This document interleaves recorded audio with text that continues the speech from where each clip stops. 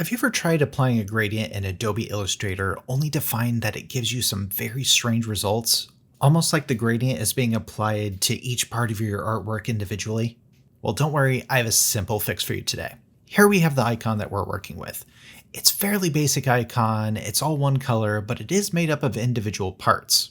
And when we try applying a gradient to our icon, just like this, you can see that Illustrator applied that gradient to each individual piece of our icon.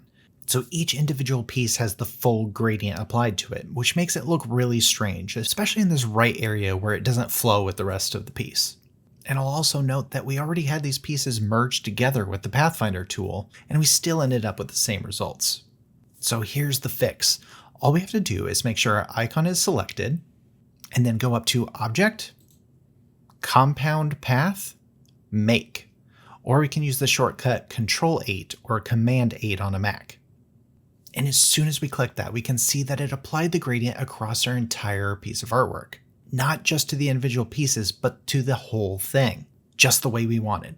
Because now Illustrator is treating the entire object as one unified path, rather than individual paths that are just grouped together, letting us have that smooth color transition across our piece.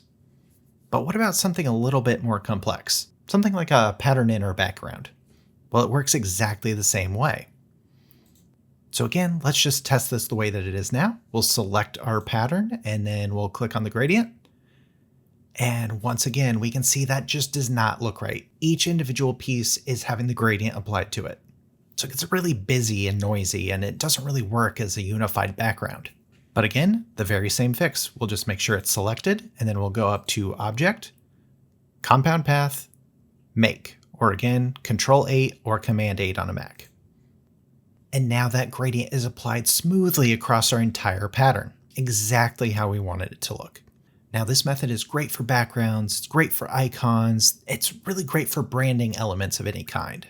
Anytime you want to apply a gradient across a set of shapes within Illustrator, this is your fix. It's so simple and it helps your artwork look the way you want it to look. And now that you've mastered applying gradients to a compound path, have you ever tried rotating an object in Illustrator only to have the rotation point reset as soon as you start rotating it?